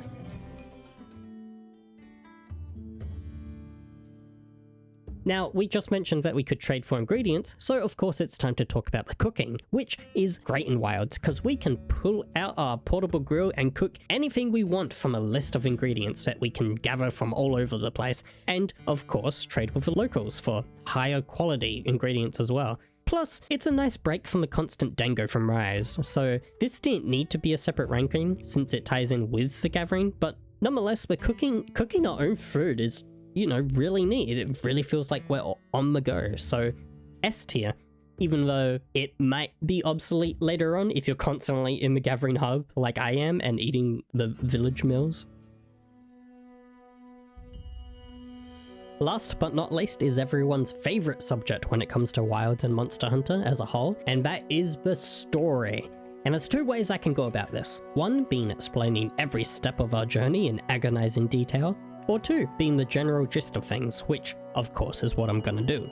Basically, the story revolves around Nata, a child Fabius and Ulma found at the edge of a desert where they thought no one resided. But lo and behold, a child crossed it and tells us how his village was attacked by this unknown monster. So, of course, with this information of a monster attacking people, much less life across the desert, it's up to us and the guild to help the child home and uncover the mysteries of this new land. And that's essentially the main premise of the story, our group traveling through this land and seeing how the people, as well as all the monsters here, survive and live in these harsh conditions while tracking down this mysterious monster, until we eventually arrive in the ruins of Iberia, find Nata's people, get told their duty, and uncover the truth behind this land and its downfall being the creation of limitless energy and artificial monsters known as the Guardians. This is also one of the most controversial points in the story, as this is where Nata has a bit of a meltdown of what Guardians truly are, being tools locked away when they aren't needed and not true living beings. Personally, this meltdown of his is understandable, as it's a culmination of his whole journey so far, being this kid that grew up in a secluded village, then forced into a terrible situation with Arkveld's attack, and has to undergo this journey where he sees for himself everything life has to offer and people's different ways of life throughout the Forbidden Lands, and our duty as hunters. Which is basically the whole message of the game, that life has so much to offer and you can live the way you want. At least that's what I got from it. You know, I really do love the overall message, especially in Monster Hunter and the whole coexistence stuff. There's also more to the story though, like why Guardian Arkveld is eating food, even though it gains nothing from it since it's a Guardian and just goes insane, becoming this raging beast that we have to put down, much to Nata's disagreements since it's seen as starting to live and making its own choices and, you know, wants to live. I mean, its theme is literally called Radiant Cry of Life, but it has gone insane, so we unfortunately have to put it down with how much of a risk it poses.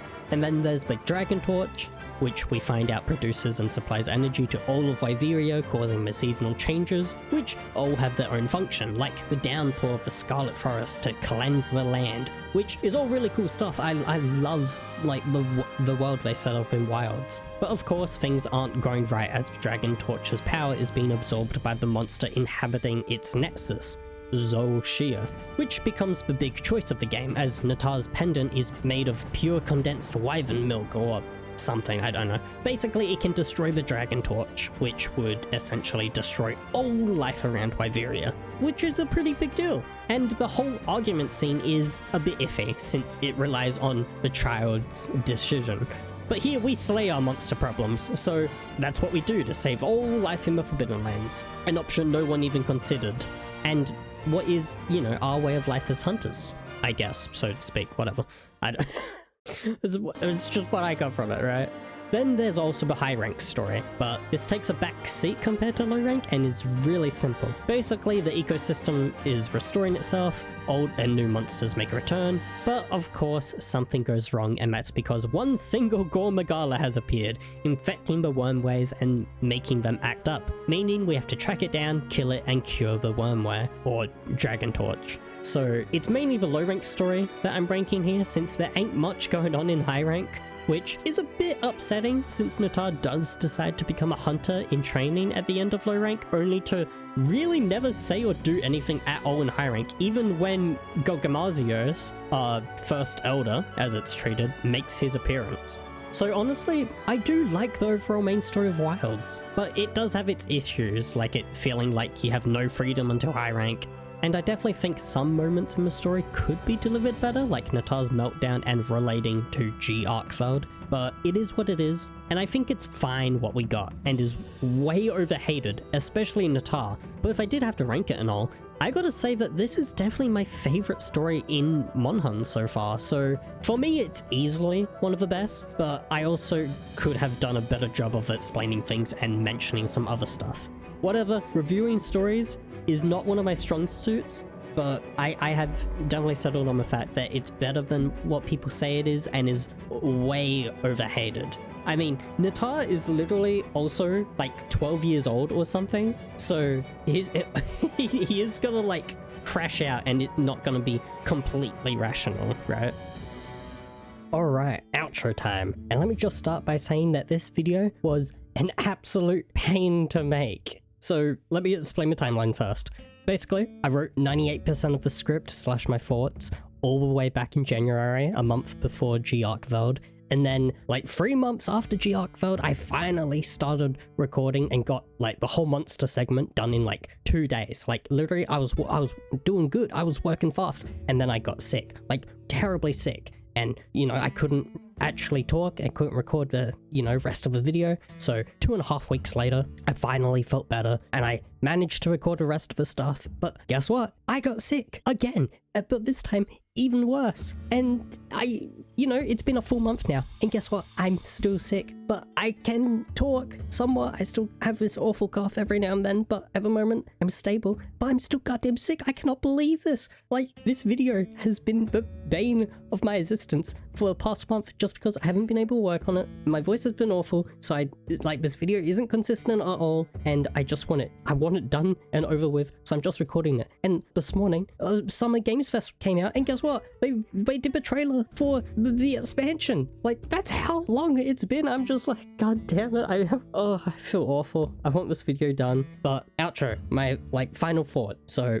first up is, you know, the monsters, which I don't know why I'm doing this, because I talked about monsters earlier. After I did the monsters, I did a little segment. I'm like, why am I doing this now? Whatever, I don't have a script for the outro. I just want it done with. But anyway, monsters. The cast for Wilds is honestly really great, and I'm happy with my tier list. I really am. I like, yes, some like even the low tier monsters like Balahara, Hirobami, I really love design wise, but their fights just suck.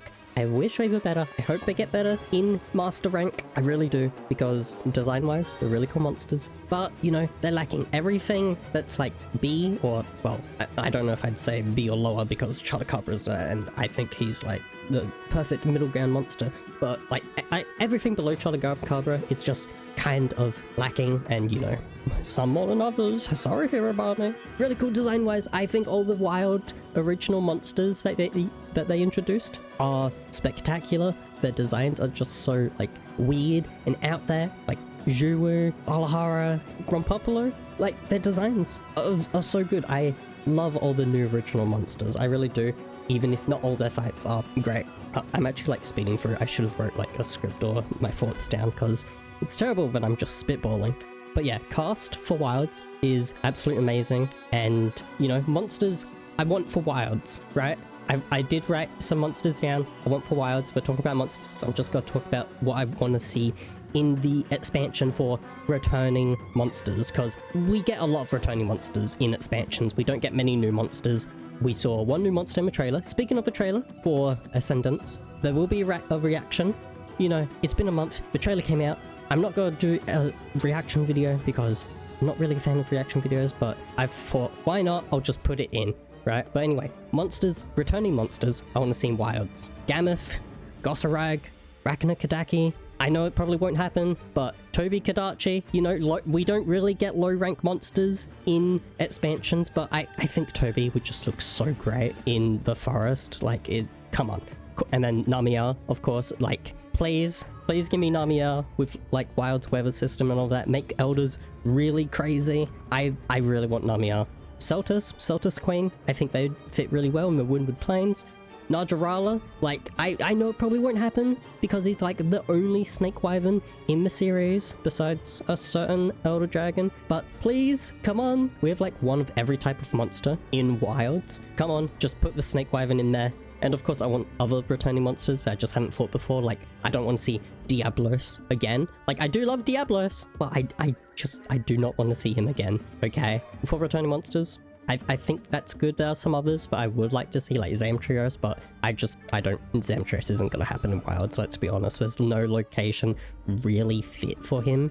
But of course, we're also gonna get probably subspecies for wild original monsters. And honestly, I have no idea who they would do. Like, I don't want to say the apexes because, like, I feel like that would have to be one for every apex, right? And that's already 4 of them. So if I did have to choose, I'm like, please let it be other wild monsters like Lalabarina, Rumpopolo. Well, maybe not Rumpopolo. I have no idea what you would do with Rumpopolo. Balahara. But let's be honest, it probably would be apexes. Like, I remember this one design someone did of a water raid out and it looked really cool. And I'm like, you know what? I wouldn't mind that. That's kind of baller. And people had this idea of, oh, what if the apexes switched locales? Like, how cool would that be? Raydal in the forest, Ufduna gets covered in oil in the oil well spring. Like, that would be neat if the apexes just switched around locations and they like changed. That'd be neat. And then we have the mechanics. I'm sorry, I'm just rushing through this.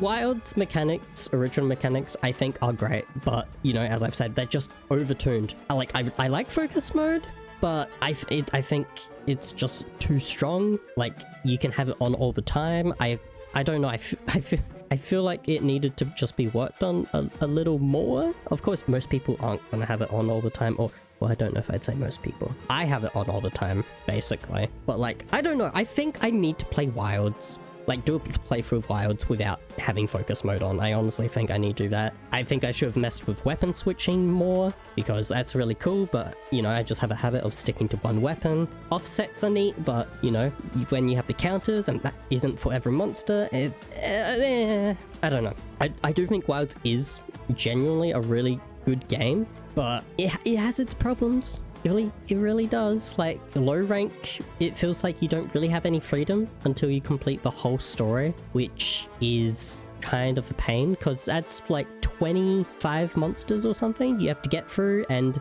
the story is honestly kind of long, but I generally do like the story. I just think certain parts could have been delivered better, but it's still like the best Monster Hunter story-wise, right? And a lot of its mechanics are just overtuned. Like, low rank monsters, low rank is literally just story. Monsters are weak as hell, so you get through it fast, so you get like to high rank, but even then high rank is kind of not that much of an improvement until you get to like actual end game high rank, where the game becomes actually fun and challenging since wounds don't appear as often, monsters hit harder. Monster Hunter Wilds really does shine in its end game because everything else is just like, what are we doing, man? Like, all the mechanics are really strong, but the monsters are really weak, basically, for a lot of the game. And honestly, I don't know what else to really say. I really should have wrote down my thoughts and all that, but I really just want this video done, I'm gonna be honest. Anyway, reaction to Monster Hunter Wilds Ascendance. Here you go. Right now, it's time for news on a massive expansion coming to a franchise that has been on this stage Give it to me. before. Is it Monster Hunter? Good. That's Monster Hunter, baby. That's Monster Hunter. That's my video. You got the... Is that No, it's just regular Hunter. I was gonna say, is that Nata? I mean, it could be until we get face. No, it's the default mayo that they used before. We're going into the sky though. Wyveria negated the weight of buildings and mounted Oh my the god. sky. Well, what is with everyone's hair? How long has it been? What? Why is it loading? Why is it... Hello? What? No, yeah, okay, good. Oh my god, look at... Oh, because, they were doing gravitational BS. What the hell is... What? What is that? Wait, oh my god, why is it pausing? It's... Oh, what? What kind of monster is that? What? Oh, we got your Guardians up here. So it's got to be like right above Wyveria. right? Okay, what the hell is happening? I'm just gonna get the actual thing after the game show. Okay, here it is. It should be in better quality as well, since it's not from the actual, like, live stream. Yeah, it already looks a bit better. Oh my god. Capcom present. I can't believe we're actually going into the sky. It's because the ice shard cliffs, but we found out that they're doing all the, like, gravitational BS. So this has to be, like, right above Wyveria, or, like, it drifted off or something. But we have Guardians here, so this place would have provided Wyvern milk. We saw the tendrils going up. But also, how long has it been? Everyone has, like, different haircuts and stuff. Look at the... Oh, puffy little birds. We know why, because of the gravitational BS they were doing. And what the hell is this monster? Like, oh my... I love these new wild monsters. They're so freaky. But, like, what is this? Like... It's good, because it looks like we have another pack-an and went... Oh god, we have new moves. What the hell is that great sword doing? Oh, what is that? What the hell was that? What weapon was that? I don't know. Okay, are we getting, like, more skills or something? Wait, are there guardians outside of... Where's the guardians outside of Wyveria? Kushala! Yes! I hope it's Raz's version of Kushala, because that was so good. Monster Hunter Wilds Ascendance, because we're going into the sky, of course. Ascendance. Oh my god, that's so good. Come on, reveal new Lao Shang. What? Wait, is that its name, Lao Shang Long or something? Oh my god, next year. Okay, yeah, next year, that makes sense. It wasn't gonna be this year. I hoped it would be this year, but okay, next year. Oh my god, a massive expansion. I thought they would have revealed Namiya because of the message thing they did, but you know, I'm happy it's Kushala. I really hope it's Raz's version of Kushala and not Worlds, because oh my god, Worlds. I never want to see it in my life ever again. 1 hour of silence, occasionally broken by Hakare Ike. I'm not even saying that. Oh my god, I'm so excited though. Like, I'm sorry, can I just look at this new monster again if it loads? Like, show me that freaky ass jet. Look at that thing. You know, I'm glad this is like the only new monster they showed. Because it really does keep surprised, but with how Capcom does its things, I just know that all the new monsters except like 1 or 2 are eventually going to be revealed. Which does suck. I wish it was more of a surprise. But, I mean, everything we learned from this trailer is already so interesting. The new monster looks absolutely insane. I mean, look at it. It's so fast for, like, a small bird wyvern. I love it. I love it. And then we have this crazy stuff. So, can we look at that glove again? Is it just part of a slinger, or is this the version for Greatsword? Is that radar? It can't... No, it's purple. Oh. It's gotta be Wyveria tech, right? Because we're in Wyveria, and it looks like we've been in Wyveria for some time, so it's gotta be... We've learnt some of the old technology by now. But oh my god, what is that greatsword doing? And then this? What is that? Is that a new weapon? What is it? What is it? I wanna know. Or is it just like a new tool or something? Yeah, it's the background. This is directly connected to Wyveria. Like, we got guardians here, right? But it also looked like from Kushala that... Are those guardians? It is! Yeah, those are guardians outside of Wyveria. Oh my god. Am I insane? Did I just see one on a spike? Oh my god. No way. Is that on a spike, or is it just falling? I don't know if that's on a spike or not. I don't think it is. It looks like it's slightly in front of it, but at a first glance, oh my god, that looked horrifying. And Kushala. Oh, please be Rise's version, because oh my god, I hate you in World so much. God, I'm so excited. Also, just looking at this last shot, I really did think it was Nata when we first saw it, because like the color palette they did for the main hunter, it kind of just looks like a grown-up Nata. You know what I mean? Especially with his hunter outfit also being blue. But yeah, whatever. Outro time. And yeah, that's the trailer. I don't know about you guys, but I am really excited. That new monster that looks like a, I don't know, Gypsaros, Kurapako, Jet. that just flies around. Like, what is that? It also has little, it's in a pack as well. Like, is it actually gonna be an alpha monster again? Like how we got Alpha Doshogama? That'd be cool. That was one of my complaints about, you know, the pack system and how we only have one alpha. Like, if there was an alpha Hirobami, a Jarakan, like, you know, I think that would be really neat. So if it is another alpha monster, really cool. Then we have the new, like, slinger that we get, which incorporates whatever. I don't know. What the hell is that? I'm so excited. I really am excited. The fact that we go into the sky, we're getting elders. Our first one is going to be Kushala from the looks of it. I feel like we're going to get one for every locale, right? I feel like that's a guarantee. So if Kushala is in Windward Plains, then please put Namiel in the Scarlet Forest. And then you have, blah, blah, blah, blah, blah, what's it called? The Oil Well Basin. I don't know what you put in the Oil Well Basin. I would say, people would probably say that, like, oh, there's Gogmazios, but you gotta have a normal Elder that's not like a siege fight, right? So if we had an Elder that just roamed around the locale, I mean, my first thought was Teostra, I'm gonna be honest, but I'm kind of like, I don't know if I want Teostra again, you know? So I don't know who you would pick. And then Ishard Cliffs, Kieran, I guess. Like, I don't want another large monster in Ishard Cliffs. Just put Kieran in there. Put a Roshi Kieran in there. Actually, like, that'd be cool to fight. I have no idea what it does. I just know it's like an ice version of Kieran or something. Hell yeah, put that in. That sounds fun. Like, it's a small monster as well, so it would fit in little areas. Yeah, sounds great. Wyveria? I don't know. Put something in there. I'm excited for what they do with Elders. We didn't see much. And we just saw Kushala raining down Guardians at us. I have no idea what is with that, but it looks like Guardians are going to be able to, like, actually roam around from the looks of things if they're in the Windward Plains. Unless Kushala just kidnapped a bunch of Guardian Doshogama. Like, that was a lot of Doshogama, wasn't it? Oh my god. Oh, god. I'm excited.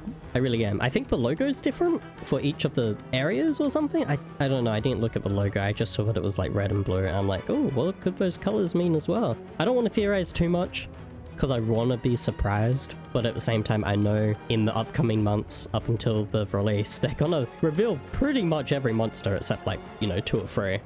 I'm excited for more of the, like, new monsters they're gonna add than the returning monsters, but at the same time, like, returning monsters are really cool, especially the good ones. Like, we're probably gonna get Zenoga. Let's be honest, right?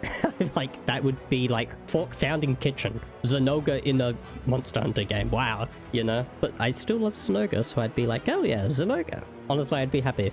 I'm happy with whatever we get, because it's just more monsters to hunt in the end. And Wilds is honestly a great game, especially if the mechanics aren't gonna be as, you know, overtuned. If wounds are tuned down even a little bit more, I'd be like, hell yeah, honestly. So yeah, I'm calling it here. I'm so tired. I feel awful. I want this video done. I mean, if you enjoyed the video, you know, like, subscribe, comment, all that jazz. If there's anything I missed out on, or something you don't agree with, you know, or what did you think of the Ascendance trailer? Let me know in the comments. I want to go to bed. Thank you for watching, and maybe I'll see you next time. Bye bye!